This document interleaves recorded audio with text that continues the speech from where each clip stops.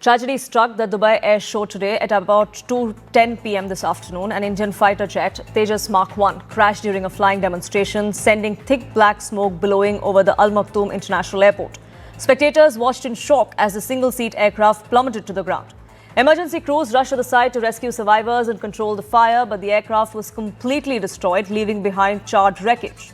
The Indian Air Force, in fact, has confirmed that the pilot was also killed in the crash. Condolences have come in from across the border. We've come in from across the spectrum here in India as well. Raksha Mantri too condoling the loss of the fighter pilot. So what exactly transpired and what was this aircraft that crashed in Dubai?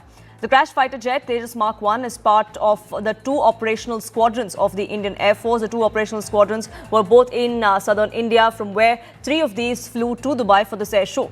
It's a fourth-generation fighter aircraft that is a part of India's arsenal. It is one of the three Tejas Mark 1s that were present and participating in the Dubai Air Show. There are at least 40 Tejas Mark 1 aircraft that are used by the Indian Air Force for its operations currently.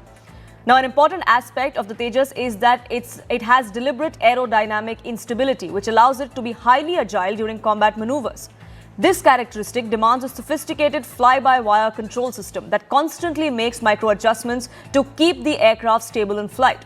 While only a thorough investigation can find out what actually happened in Dubai today, videos from the air show indicated that the light combat aircraft suddenly lost altitude while trying to regain level flight after completing a loop maneuver. Could that be the reason? Well, negative G in aviation refers to forces that are acting on an aircraft and its components in the opposite direction of normal gravity. These forces are typically experienced during aerobatic maneuvers, sudden descent, or severe turbulence. If not properly managed, negative G can lead to disorientation of the pilot, loss of consciousness, sometimes blood pooling in the head of the pilot as well. Now, pilots do undergo specific training to manage and mitigate the effects of the negative G forces during these kind of operations. We don't know if this is what happened in this particular case. Only a thorough investigation will reveal that. There's already a court of inquiry that has been instituted by the Indian Air Force, which will get us more details of what exactly transpired. But experts do say that the recovery failure of this particular jet may have contributed to the crash. I do want to get in a very special guest that joins us here. Air Marshal Anil Chopra, former fighter pilot, is also joining us on this broadcast. Thank you so much for speaking with us, sir, here on CNN News 18. You survived a Mirage 2000 crash. This was back in 2012, if I'm not mistaken. The scenes that we are seeing today, what do you make of it? What do you make of what may have happened today? You know, every crash, I must say, is very unfortunate, more so if it's a fatal crash where the pilot, a very great professional, who is the best in the country, best especially chosen to do a display of this kind, is lost. And it really pains, and my condolences to the family. Now, we all have seen the videos, the visuals. I myself have been a flying display director at Aero India 2003. I understand the whole mechanics of carrying out an air show of this kind. The pilots are flying at the limits of the envelope of the aircraft. It's a display. You're trying to impress not only the public, but also the professionals and the possible people who could be buying that aircraft one day. So it is a very challenging task to carry out a display. Therefore, very mature and good fighter pilots or test pilots are carrying out these displays. Now, what we have seen today, of course, I'm not conjecturing, it has been a downward repositioning turn. Some people are calling it barrel roll, but yes, basically he's trying to reposition. And in the downward part of the maneuver, in the terminal part, there has been a mush. That means the speed and the rate of descent, our combination is such that the aircraft has gone into the ground. Now, again, as I said, many people have talked about, could it be a control failure, technical failure, engine thrust reduction, at what some stage. Anything can happen, could be an error of judgment or error of assessment of the rate of descent. But I must tell you that, you know, I was the flying member of the court inquiry of Wing Commander Joe Bakshi, who crashed in a similar display at Palam Airport, flying the Mirage 2000. And I will tell you that the aircraft is fully serviceable when it flies. LCA has had a good track record, barring one aircraft which we lost earlier about a year back for a technical reason. This aircraft been fully serviceable, and there's unlikely that will be an issue. But, you know, the court of inquiry will use a fine tooth comb. They will go into great details. They will look at sabotage. They will look at technical failures. They will read the FDRs of the past flights. They will look at the snags that would have been on this aircraft earlier. So great detail will come out. And mind you, there is a special crew which sits down in the air traffic control, which is specially created for the flying display, where the flying display director sits, and also an LCA pilot, fully qualified on type, would be sitting there to give advice or to make a corrective action if he deems fit. But the maneuvers are so dynamic that it is not possible or correct to interject as long as the pilot is carrying out maneuvers beautifully. Yes.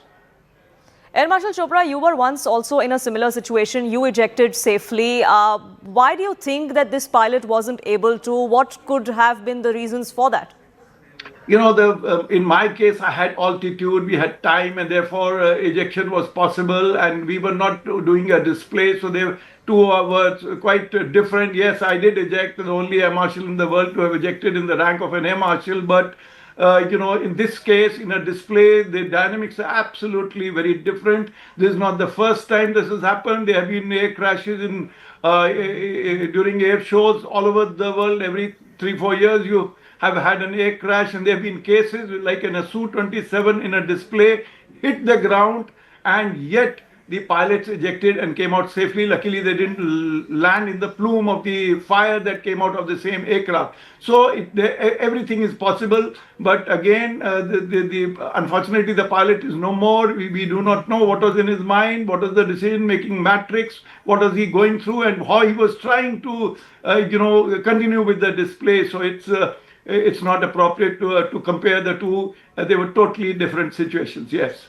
Sure, I agree with you there, completely different situations, but just to get a sense of what could have happened, because we do not want to speculate into what may have happened. We, of course, will wait for the Court of Inquiry to conclude, for the IAF to come out and give us exact details of what has happened. But it is still an unfortunate loss, Air Marshal Chopra, that we're dealing with, which is why we're talking about this in the first place. And I do want to ask you this. We were talking about the FDRs, the flight data recorders, and the data which perhaps will give us an inkling and be a part of the investigation as well as to what happened. But given what has happened, the kind of scenes that we have seen, you must have seen the visuals as well. What are the chances of the recovery of the FDR? What are the chances of, getting accurate data from that? The FDR is normally hardened. It is, placed in such a place that it is caters for a possible crash. We've seen in the recent Air India 171 case, where the whole aircraft, practically everybody barring one person died, and yet we were able to take out the FDR. It took time there because it was a large aircraft, it got into a building, but here it's open ground, it's a desert airfield, and therefore the FDR recovery might have already been done by now. We do not know, because people move very quickly. The crash crew moved very, very fast. The LCA crew, technical crew who would have been there with the aircraft which would have gone from here, they would have already moved there and might have already retrieved it. So, of course, it pains because it's an indigenous aircraft. It's our flagship aircraft. After the Marut HF-24, this is the first big aircraft that, program that we are running in the country. It's important for us that it succeeds. It has to replace the MiG-21s in large numbers. We have already committed to more than 200 aircraft, including Mark 1A. So therefore, it is all the more painful. Some of the others who are not great friends of India, they might, try to make an issue out of it, to try to belittle us, but doesn't matter. This is a time for us to be strong, and I'm sure that we, as a nation, we will pick up from where we are. And we know that these are the risks of not only fighter flying, but especially of the display flight. And Air Marshal Chopra, the Tejas is believed to be one of the safer fighter jets that we do have. Since 2016, since the time it's been inducted in that one decade, we've only seen 2 such crashes. One happened in 2024, if I'm not mistaken. So there is reason to believe that this is an aberration, really. If I may use a phrase, nazar lag gayi hai usko. LCA is an aircraft. We analysts who write about the LCA and AMCA program all the time, and we were all the time praising the flight safety record till it finally we lost one about a year back because of technical failure. Yes, it has had it's had a good track record. I have met the pilots and technicians who have been working on the aircraft. The pilots are very happy. The handling qualities are very good. The fly-by-wire system is exceedingly good, and a lot of weapon integration had already taken place. The technical people are happy with the servicing schedules that they have got. They have got improved now. With 1A, it will be even better. So I think the aircraft was doing very well, but we know that about 4 or 5 days back, when the aircraft was performing in Dubai, some of the Pakistani Twitter handles were making some nonsensical comments, if I may use that word. But that's okay. We are a big nation. We are